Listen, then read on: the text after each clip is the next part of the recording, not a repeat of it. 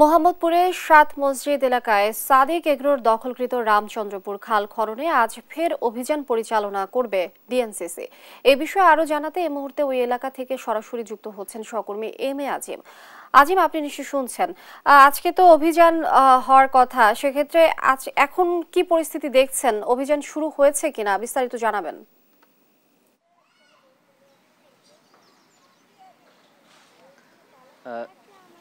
লিনিয়াত, আজকে কিন্তু এখানে তৃতীয় দিনের মতো আসলে সিটি কর্পোরেশনের যে উচ্ছেদ অভিযান সেটি শুরু হবে বলে আমরা জানতে পেরেছি। আমরা সকালে এসে এখানে দেখেছিলাম যে আসলে কোনো অভিযান দল এখানে এসে পৌঁছায়নি, কিন্তু গতকালকে থেকে যে খাল খননের যে কার্যক্রম সেটি কিন্তু আজকেও এখানে চলছে এবং এটি কিন্তু এই কিছুক্ষণ আগে এখানে শুরু হয়েছে। আমরা দেখছি যে এই যে খালটি রামচন্দ্রপুর খাল সেটি কিন্তু এই অংশ পর্যন্ত এসে কিন্তু আসলে ভরাট হয়ে গিয়েছিল এবং সেই যে মাটিগুলো দিয়ে ভরাট করা হয়েছে সেই মাটিগুলো কিন্তু এখন কেটে খালের যে দুই পাশে সেই দুই পাশে রাখা হচ্ছে। বলা হচ্ছে যে পরবর্তীতে কিন্তু এই মাটিগুলো সরিয়ে ফেলা হবে এখান থেকে।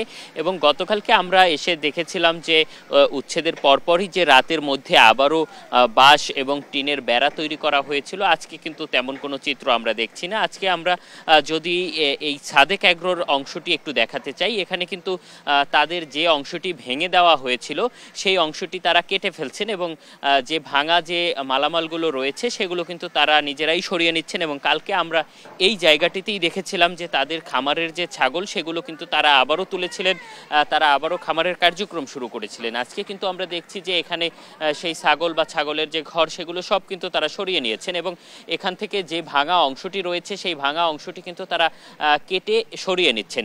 সেক্ষেত্রে বলা চলে যে যে অংশ ভেঙেছেন সিটি কর্পোরেশন সেই অংশ কিন্তু তারা ছেড়ে দিচ্ছেন।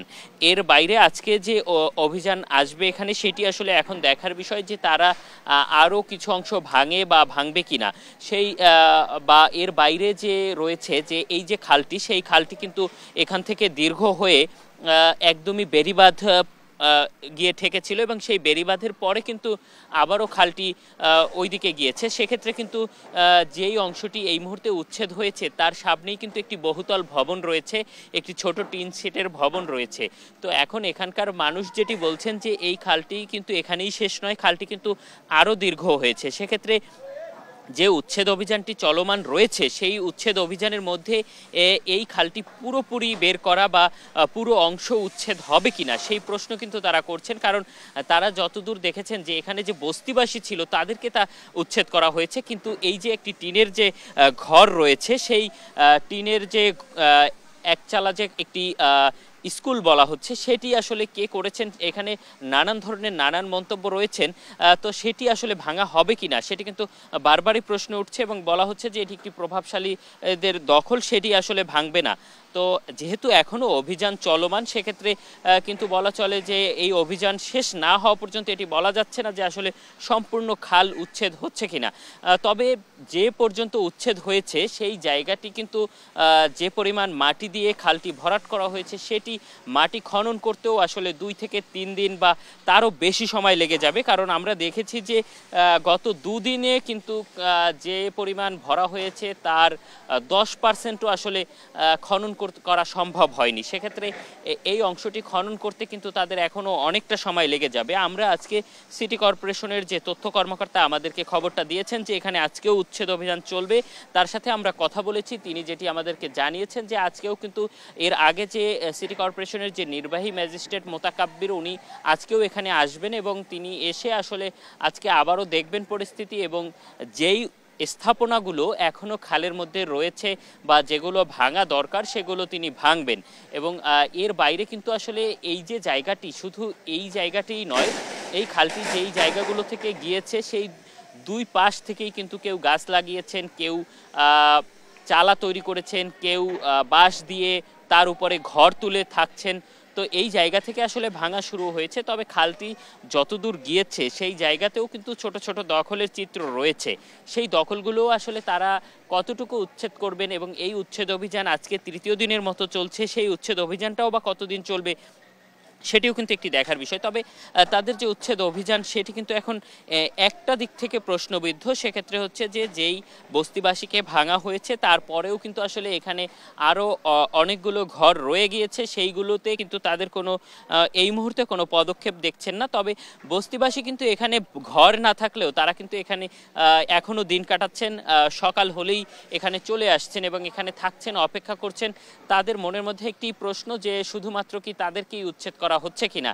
আপনি দেখতে পাচ্ছেন যে বস্তিবাসী কিন্তু এখানে এখনো গাছের নিচে বা যে ঘরটি উচ্ছেদ হয়েছে সেই ঘরের মেঝেতে এখনো বসে রয়েছেন এবং তারা আসলে বলছেন যে এই যে খালটি সেটি যেহেতু তারা চলে গিয়েছেন, তাদের দাবি হচ্ছে যে সরকারি কাজে তারা বাধা দেননি, তারা চলে গিয়েছেন, সেক্ষেত্রে খালটি যাতে সম্পূর্ণরূপে উচ্ছেদ করে আগের রূপে ফিরিয়ে আনা হয়, সেই যে কার্যক্রম সেটি যাতে চলমান হয়, সেটি যাতে থাকে, সেটি কিন্তু তারা বলছেন। এবং সাদেক এগ্রো থেকে আজকে আমরা এখানে যেই অবস্থাটি দেখছি সেক্ষেত্রে কিন্তু তাদের যে ছাগলের যে ঘর তার পাশেই কিন্তু গরুর একটি ঘর ছিল, সেই ঘরটি থেকেও তারা গরুগুলো সরিয়ে নিয়েছেন এবং তাদের যে অংশ ভেঙে দেওয়া হয়েছিল সেই অংশের যে মালামালগুলো রয়েছে বলতে গেলে তারা অনেকটাই সরিয়ে ফেলেছেন এবং এখনও যে ইট বা কনক্রিটের যে ভাঙা অংশগুলো রয়েছে সেগুলো সরানোর উদ্যোগও কিন্তু আমরা এখানে দেখছি।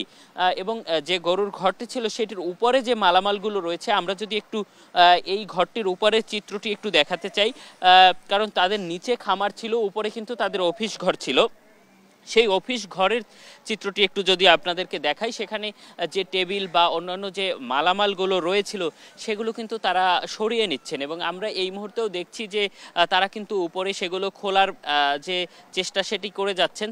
সেক্ষেত্রে এই অংশটিও কিন্তু আজকে ভাঙা হতে পারে বলে আমরা ধারণা করছি, কারণ তারা কিন্তু উচ্ছেদের কথা শুনে ইতিমধ্যেই তারা এই মালামালগুলো সরিয়ে নিচ্ছেন। কিন্তু এর আগে যে ঘটনাটি ঘটেছিল, যেদিন উচ্ছেদ অভিযান শুরু হয়, সেদিন কিন্তু আমরা দেখেছিলাম যে এই যে সাদিক এগ্রো তাদের কিন্তু কোনো উদ্বেগ ছিল না, তারা কিন্তু একদমই নিশ্চুপ ছিলেন, তারা কোনো মালামাল তাদের সরিয়ে নিচ্ছিলেন না।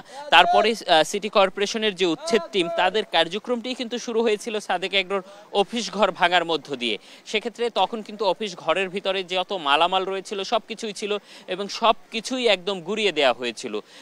তাই আজকে যখন উচ্ছেদের খবর, আবারও উচ্ছেদ করা হবে এমন খবর এখানে এসেছে, সেক্ষেত্রে কিন্তু তারা তাদের মালামালগুলো সরিয়ে নিচ্ছেন এবং বলা চলে যে আজকে যদি উচ্ছেদ অভিযানের মধ্যে এবং আজকে যেহেতু উচ্ছেদ অভিযানের সময় এখানে সার্ভেয়াররা থাকেন, তারা আসলে জমি মেপে দেখেন, যতটুকু আসলে তার খাল বা খালের জমির মধ্যে থাকবে ততটুকুই আসলে ভেঙে ফেলা হবে।